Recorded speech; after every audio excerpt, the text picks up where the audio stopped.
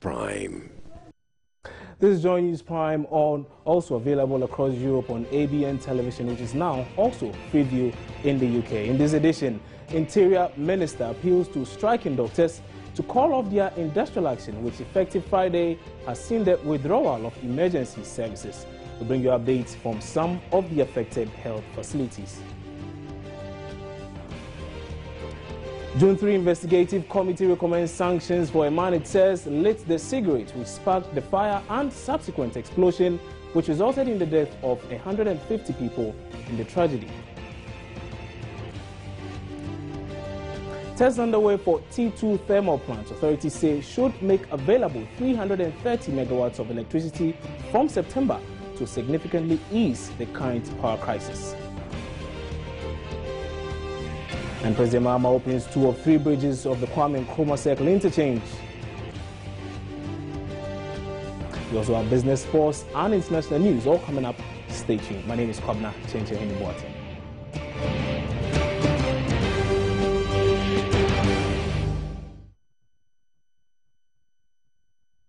So our very first story, Design. Minister for the Interior, Mark Owen Boyongo, has appealed to striking doctors to return to the negotiation table to continue discussions on their proposal. Mr. Boyongo was at the police hospital to inspect contingency measures activated following the withdrawal of emergency services at public health facilities by the GMA on Friday, August 7.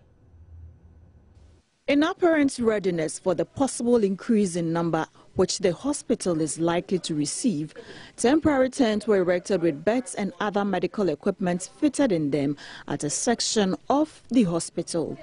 Extra beds were mounted on the corridors to manage the number of cases coming in at both the outpatient and the inpatient departments. The newly constructed intensive care unit was also opened to attend to possible emergency cases. The Interior Minister was impressed with the contingency plans put in place so far and encouraged the medical staff, especially the doctors, to keep up the good work of sacrifice. Many more people will be coming here as a result of this strike. But I'm satisfied that adequate preparations have been made to absorb or to take in many more people. And I want to commend the director of the hospital and all the doctors, the nurses, the staff for the sacrifices that they are making to save lives. He, however, appealed to the striking doctors to return to the negotiating table.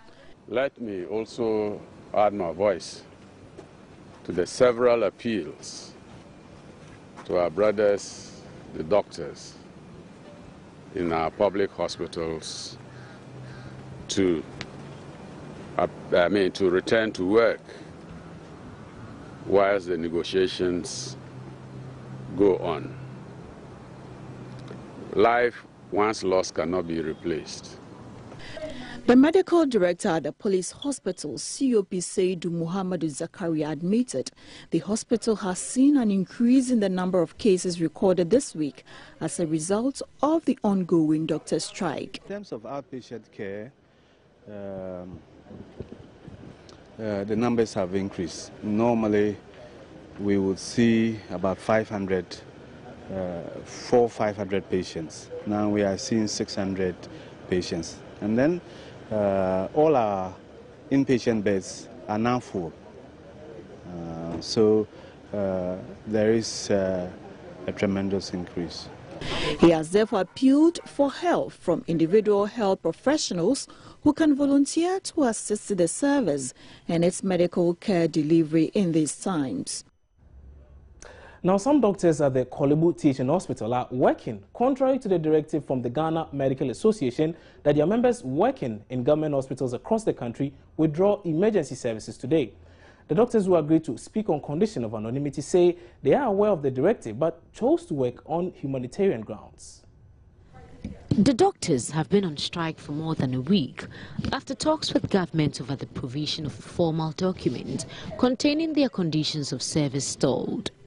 The second phase, detailing their resignation en masse, was to see the withdrawal of emergency services at public facilities in the country. Joy News checks, however, suggest a patchy response at health facilities visited in Accra. At the Kolebu Teaching Hospital, the country's biggest referral facility, continued to receive emergency cases for the few hours up to midday. That's when the news team was there. At the child health, maternity and surgical and emergency units, there were doctors at post going about their usual activities. The doctors there would, however, not go on record for fear of being victimized for breaking the front of the GMA. At the Ridge Hospital, the situation was no different. Management and the doctors were said to have come to some agreement to continue attending to emergency cases. Though the outpatient department of the hospital was still empty, the emergency unit was in session. The doctors tell me between 8 a.m. and 1 p.m. today, they have taken in 5 new emergency cases, which were rushed to the theatre. Some relatives of patients who have been referred to the facility spoke with Joy News. We do at 7 o'clock.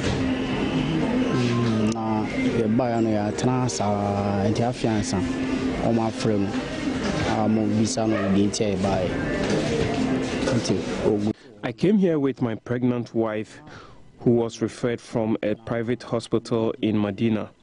She has been bleeding. We have been here since 7 a.m. The doctor is now attending to her.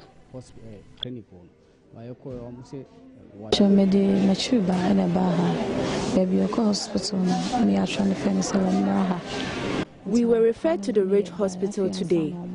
I came in with my sister, who is pregnant. We have been here since 7 a.m. But thank God she is now being attended to. She is currently with the doctor.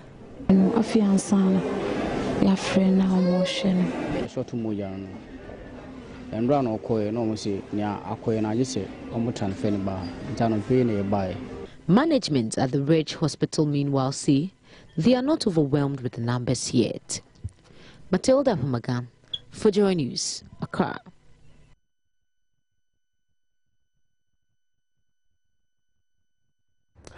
Now, Ghanaian scholarship holders in Russia have threatened to embark on a demonstration at the Ghana embassy in the country due to what they describe as undue delays in the release of stipends.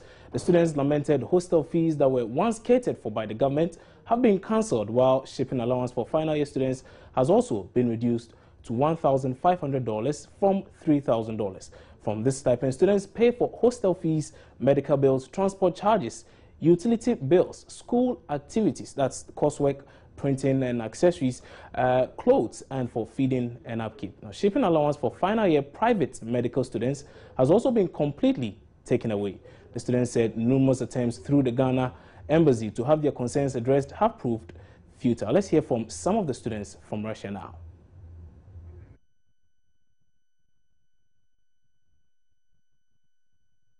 Next story, and it obviously has to remain with the health sector. And doctors at the pediatric unit of the Komfo-Anokye Teaching Hospital are attending to critical cases in spite of the GMA directive to withdraw emergency services. According to a source at the hospital, it is part of the contingency plan by management of the hospital to protect lives. Regional correspondent Mahmoud Mohamed Nuruddin visited the hospital and now reports. 7 days into the doctor's strike and there is no solution in sight yet. About 700 doctors at the Komfo-Anokye Teaching Hospital have paralyzed operation to comply with a directive by the Ghana Medical Association for conditions of service negotiation. The demands by the doctors and their subsequent action have left the marginalized without public health care across the country. The outpatient department at the Komfo-Anokye Teaching Hospital was deserted. This has afforded management opportunity to disinfect the entire unit. These patients had no choice but to settle down at one of the OPDs, perhaps awaiting a miraculous touch. Beds at the maternity ward, which usually had a lot more expectant mothers, were empty. No health worker was present. Most patients packed themselves at the entrance of the hospital, hoping the striking doctors will have mercy on them. The situation at the pediatric unit was, however, different. Doctors and nurses were attending to critical cases. My daughter's leg was swollen she was feeling pain, and that's why we came, and so far things are fine.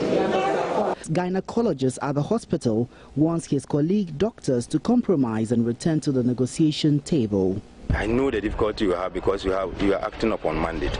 But is it not possible? Maybe it's possible to take regional divisions resolutions from the various divisions in the regions, and then we can aggregate that, and so that will help us make some compromises as we go forward in the negotiation. I think it's possible. Let us see how we can do this so that the public doesn't suffer unduly. The private sector is available, and most of the doctors, when they resign, they will work in the private sector. But it is not cost effective for patients and clients to seek health care from the private sector alone.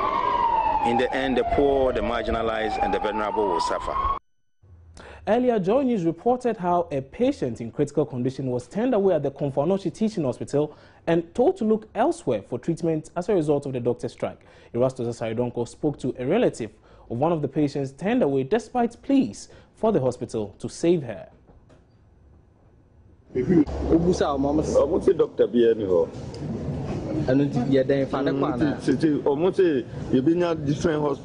They said there is no doctor available, so we should find another hospital.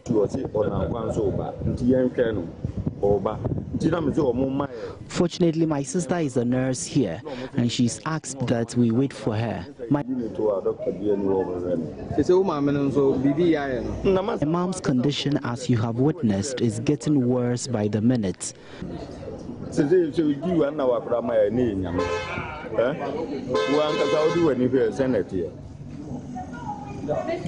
for now, I will wait until she arrives and pray she survives.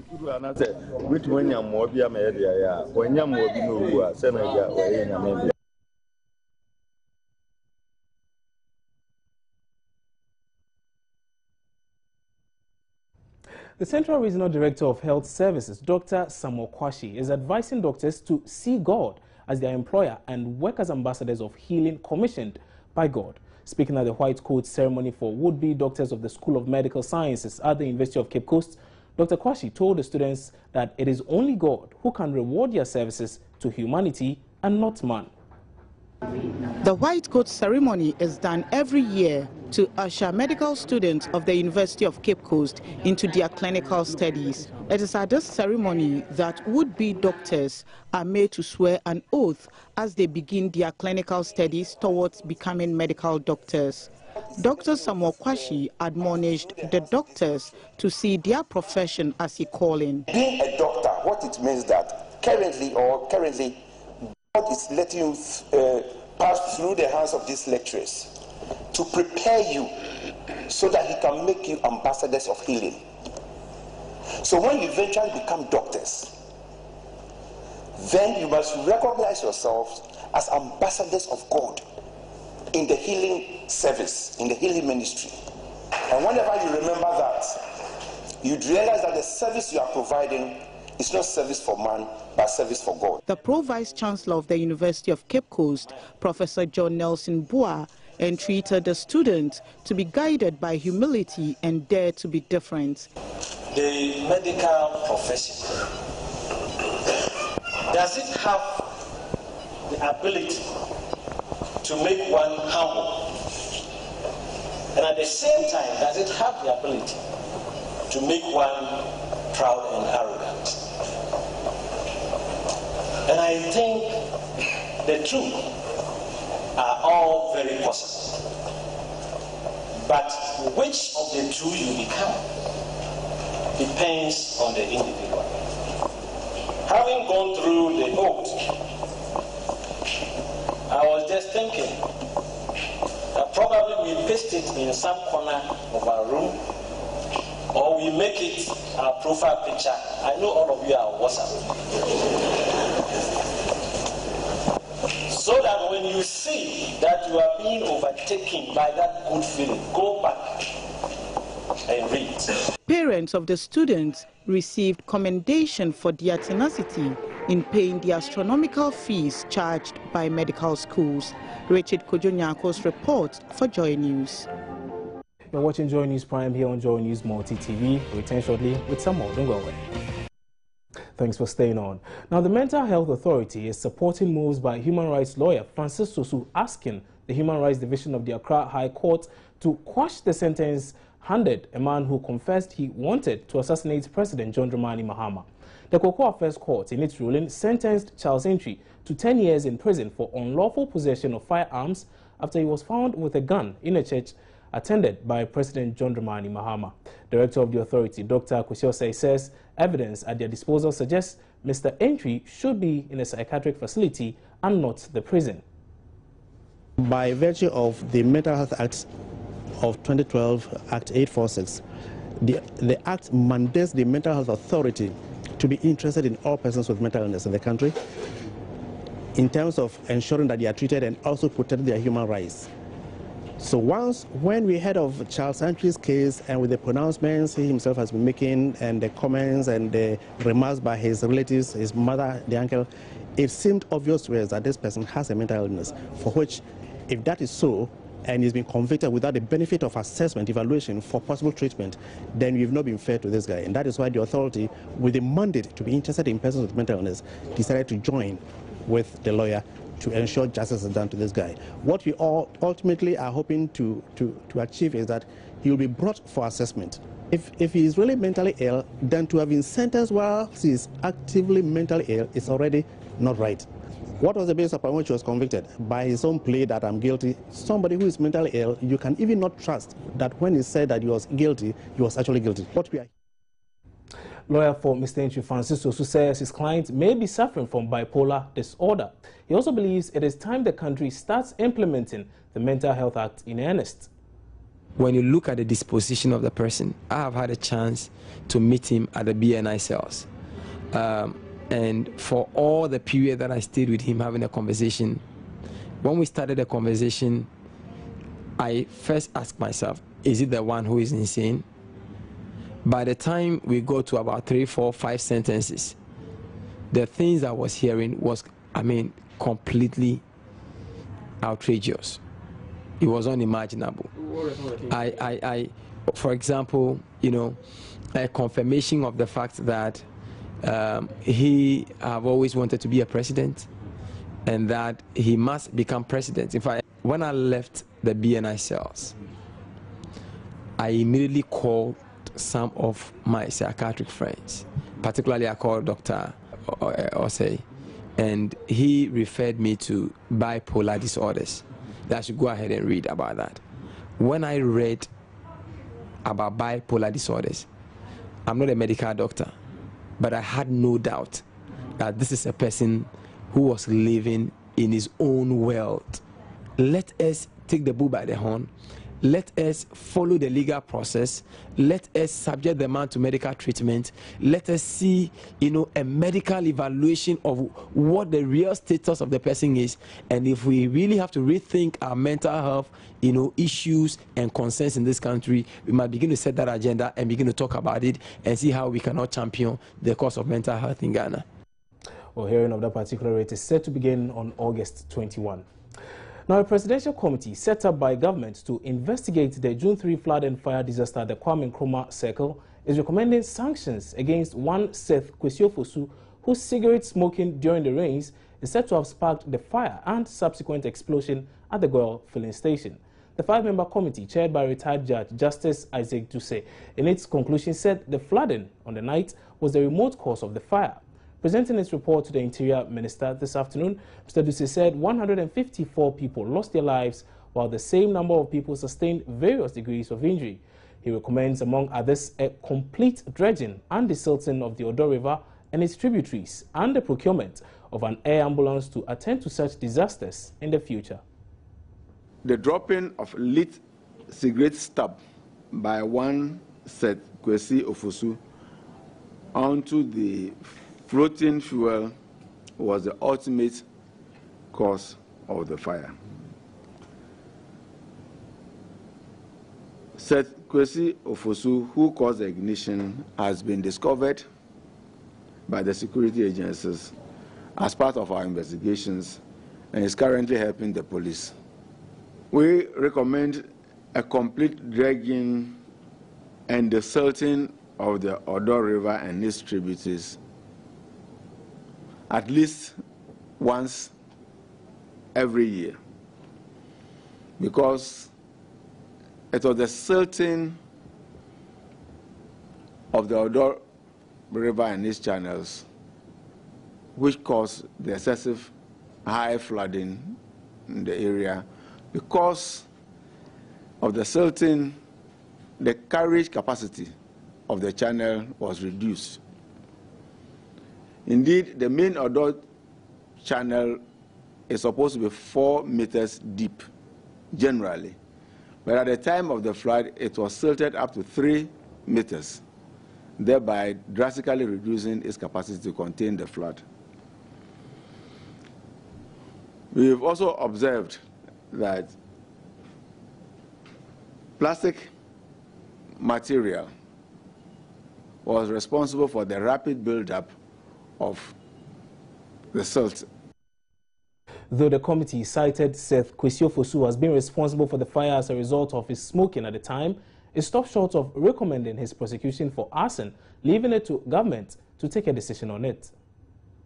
In the position to determine his actual status, so we have handed him over to the security agencies to investigate and arrive at the conclusion whether or not he intentionally caused arson, or for those of you who know how smokers behave, the cigarette is burnt out, it just drops the lid stop onto the floating fuel. Whether he was aware that there was fuel on top of the flood waters or not is not clear to us. So we have asked the security agencies to investigate properly and come to a conclusion on that matter. Interior Minister Mark Woyongo, who received the report on behalf of government, said some of the recommendations are already being implemented. He, however, says the other recommendations, including the procurement of an air ambulance, will receive attention. We have to learn lessons from June 3rd and vow that never and never again should we have this kind of disaster. They've come out with some recommendations. Fortunately, some of the recommendations are already being addressed. The issue of plastic waste, I know there is something that is being done about it. Well, we also happen to know that the Ministry of Environment is also talking about the need to standardize the training of all fuel station attendants. A lot of these things are being tackled already. But of course, there are some of them which we need to tackle. The issue of air ambulance is very high on the agenda of the Ministry of Interior. We strongly believe that the police not only need air ambulance, but they need helicopters to facilitate their work. Well, government is expected to study the reports and its recommendations and then issue a white paper on it.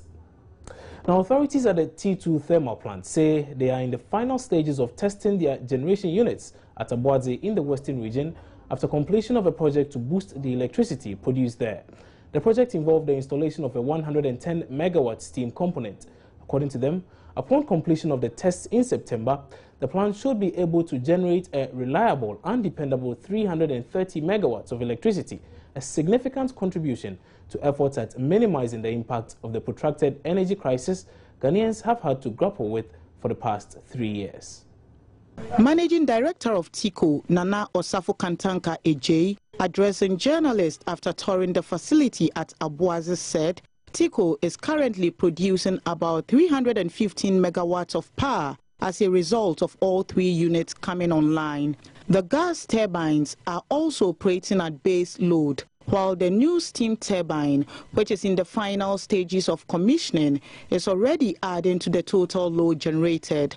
The T2 expansion project is currently undergoing the performance and reliability testing to assess the machines under normal operational conditions. Light crude oil is currently being used for this phase.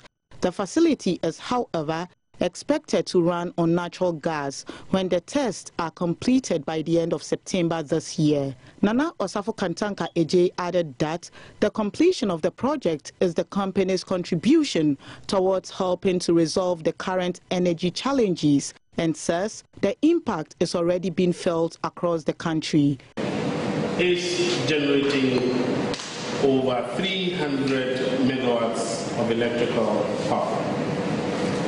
Now this is coming from our 2 combustion turbines and generators, each one of them which is rated at 110 megawatts, and our new steam turbine and generator, which is currently undergoing what we call the final commissioning stages. It is expected that when the final phase of our commissioning processes come to an end, Takoradi International Company, which is also commonly referred to as Takoradi 2 or T2, will be adding about 320 megawatts of combined cycle power onto the Ghana national grid. I should say that our operations, which began in the year 2000, has been producing 220 megawatts of simple cycle power. William Benjamin Peters' report for Joy News. Well, away from the issues of power now, and President Mahama has opened 2 of 3 flyovers being constructed as part of the Kwame Nkrumah Circle Interchange, virtually the largest transport hub in Accra. Authorities thought it wise to introduce the 3-tier interchange to allow a more efficient commute of the estimated 250,000 vehicles which use it daily. The president said the interchange should significantly ease the vehicular congestion associated with the transport hub.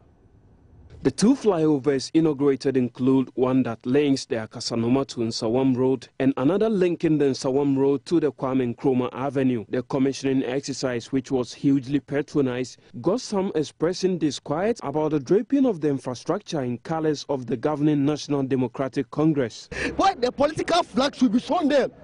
Is it for the nation or it's a political party? This thing is for a nation. It's not for a political party. So they don't have the right to put a political party flag there. Party colors were later removed. In his address, President Mahama indicated the flyover is a promise fulfilled. The 3rd flyover is being laid out. That's this one on top here. It's being laid out with various connecting loops.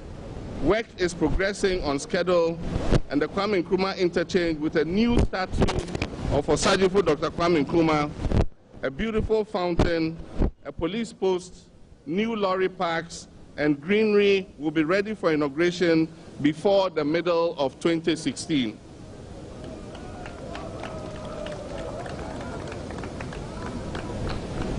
Ladies and gentlemen, to further address the issue of congestion and improve capacity of the roads in other parts of the city to take the growing Minister of Roads and Highways Inus Hussaini reacted to suggestions the project could have been built for far less than the 74. What I've heard is that some people are arguing that this road on bridges and interchange would have been done with a lesser amount of money, and we've challenged them to come and show how that could be possible.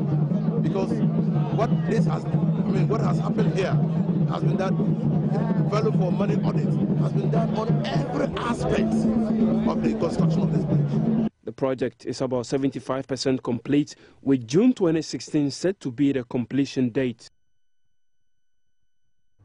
Well, up next is business with Barima Osei Asare.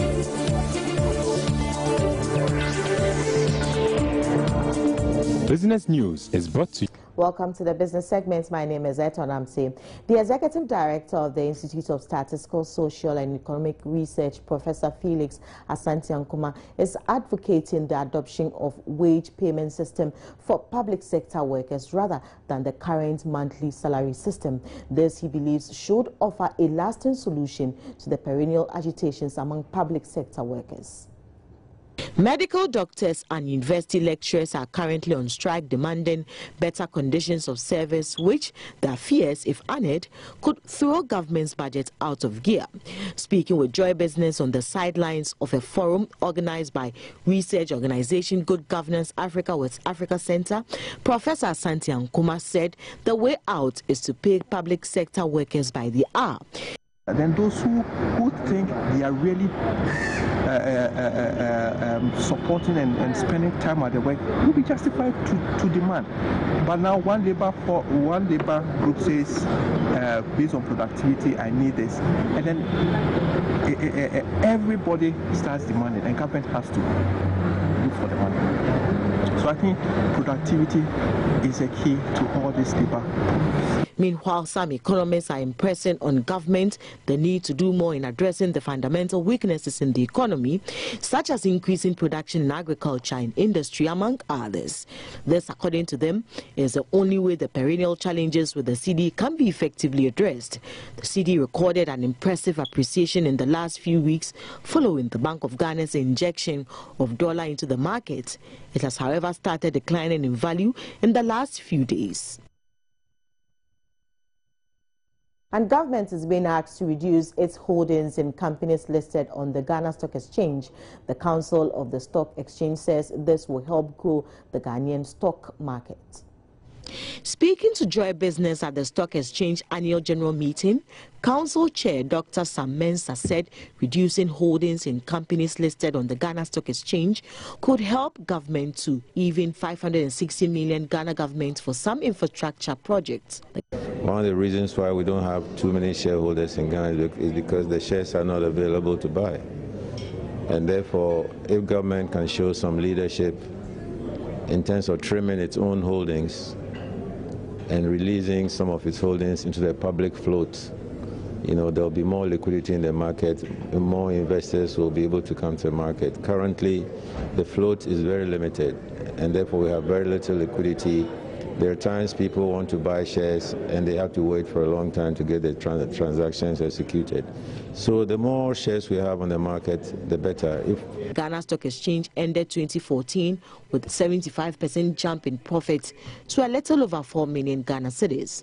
The market also witnessed a lot of listings on the main and the alternate markets. However, when it comes to volumes of shares traded, there was some bad news, as it went down from 346 million shares to 207 million shares in 2014.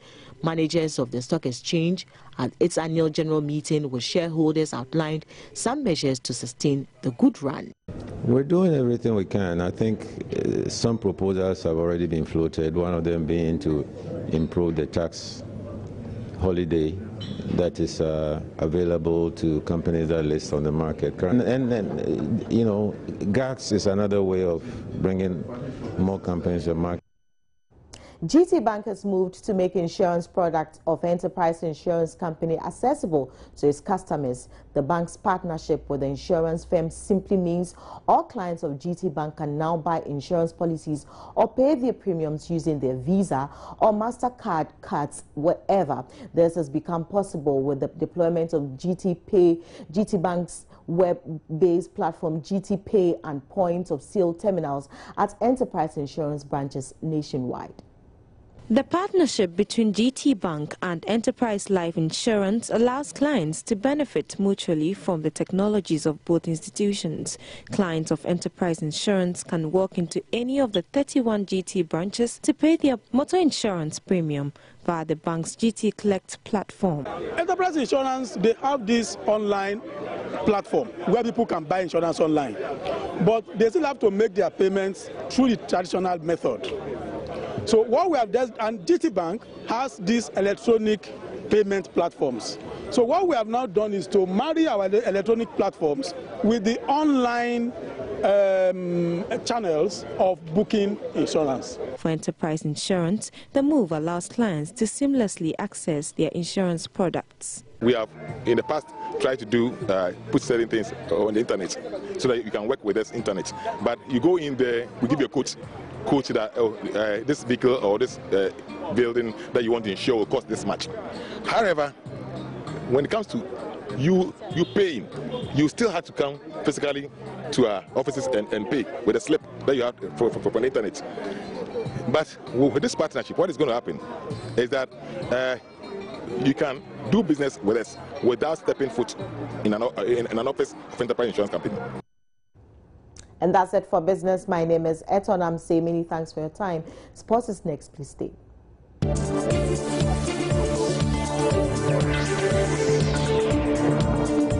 Business news.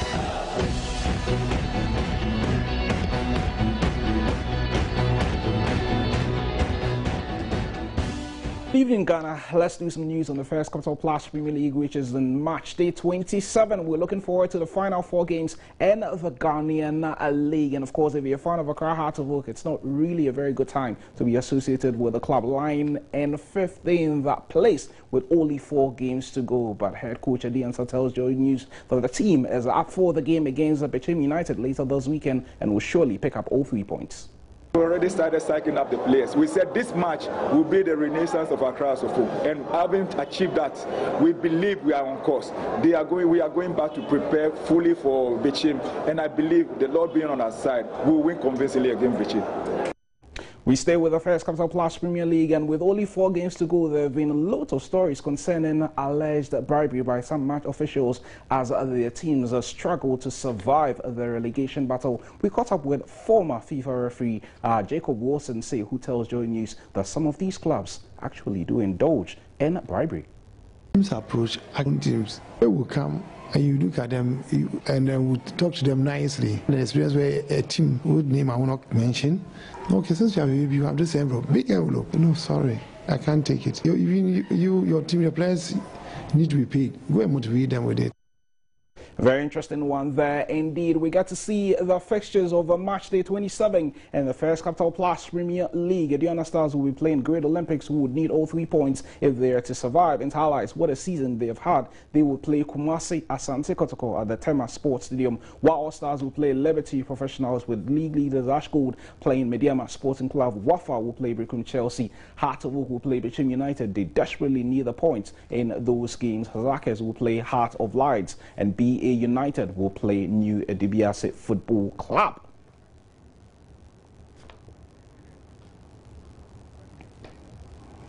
And away from the First Capital Plus Premier League, the long wait is over. The English Premier League is expected to kick off at 11:45 tomorrow morning, with Manchester United playing Spurs. But the big one, obviously, for a lot of Ghanaians will be the game between Chelsea and Swansea. Andre Dedayu is likely to be a big part of the Swans team. And skipper of the Swans, Ashley Williams, is confident that new signings Andre Dedayu and Portuguese international Eder would make a big difference to the squad.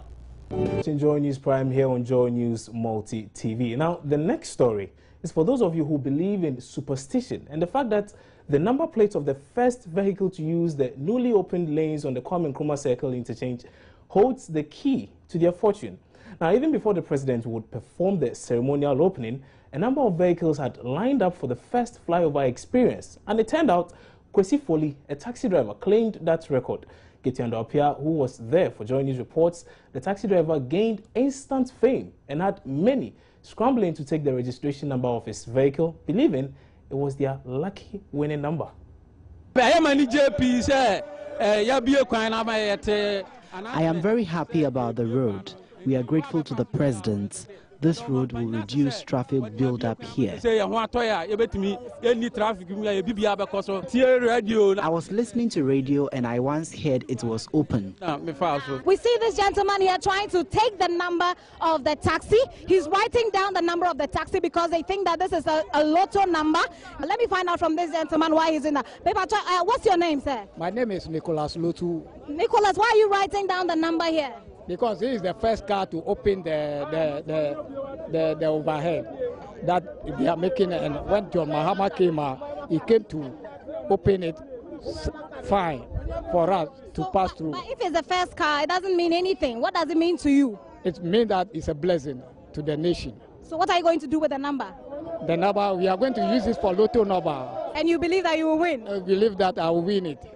Because it's a lucky for us today, so that maybe we don't have money, we can, if God bless us, we can get something for it. That's why. Quite interesting then. For those of you who really do believe in this, if you did miss out on the number, it's actually 7274.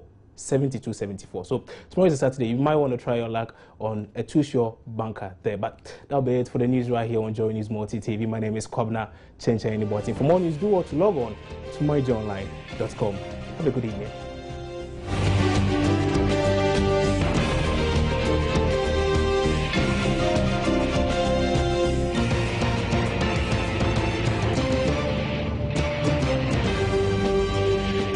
This is Joy News Prime.